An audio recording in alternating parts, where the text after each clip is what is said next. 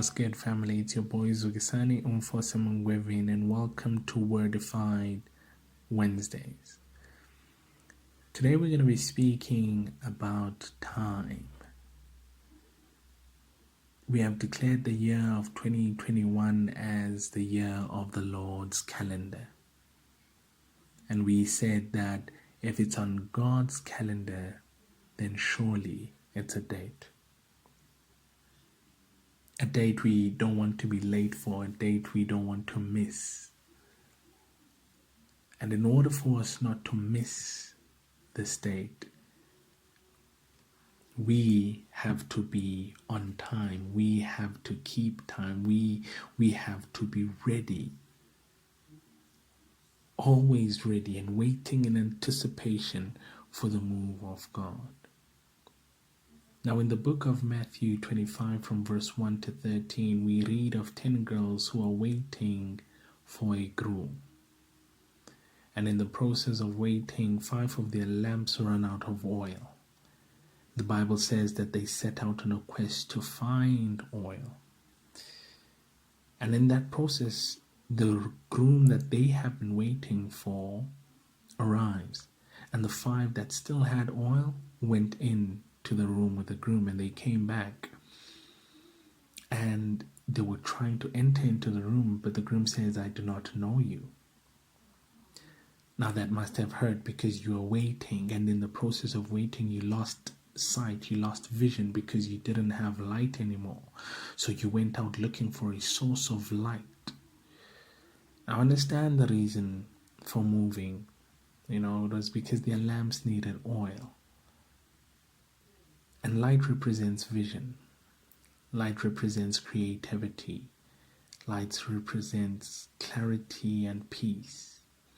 The year 2020 was a gloomy, dark year without vision, without clarity, with a lot of uncertainty. We lost loved ones, we lost peace of mind, and we lost visions.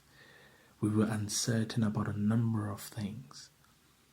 The storms that came with 2020 moved us from our position. The storms that came with 2020 might have caused us to remove our focus from the Lord and place it in the life's happenings. See, our departure from the waiting area to go get oil can be of a higher cost to us, because sometimes the things that we cry over, the things that we lose in the process of waiting, can make us lose sight of what we are really waiting for. But God has declared that this year He does things His way. So the oil that we are crying over, the light we are crying over, the vision we are crying over, the clarity that we are crying over, the peace of mind that we are crying over, He will supply. And when God supplies, what He supplies restores what we had.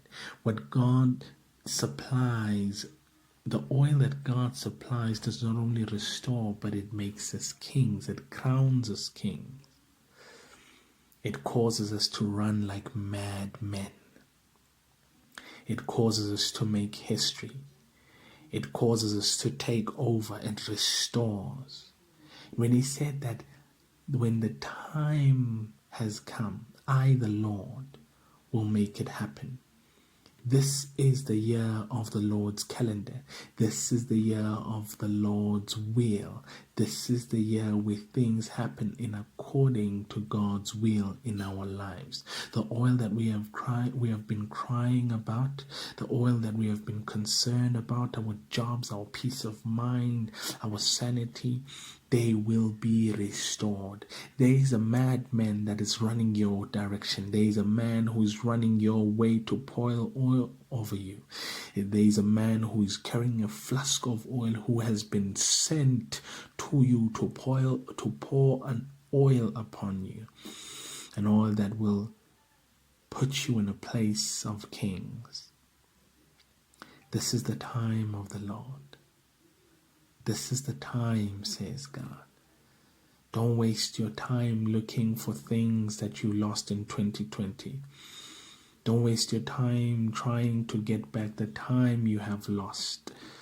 Don't waste your time. Don't waste your efforts crying over things that you have lost in 2020. It is good to remember them, but don't waste your times moping over what you have lost in 2024. You might miss the coming of the Lord. You might miss the madman that is sent your direction. Stay in your position. Trust the Lord. Trust Him and His plans. Trust God. For those who trust in God shall renew their strength. The year of 2020 has taken not only our vision, but it has taken our strength.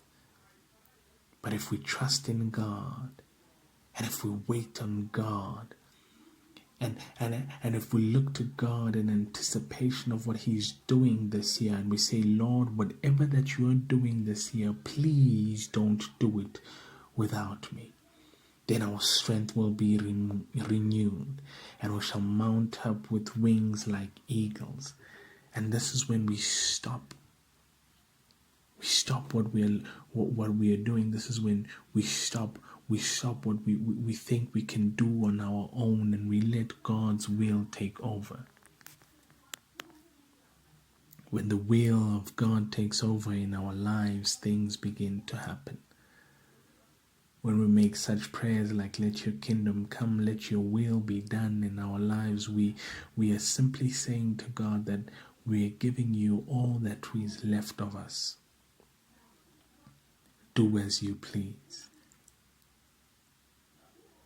So this year, as we are praying and we're thanking God that His calendar is restoring our lives, that His will is restoring us back to the function that He has called us for, to be rulers and kings, and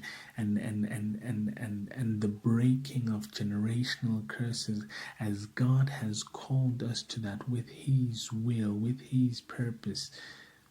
I pray that we make time for God. I pray that we understand that all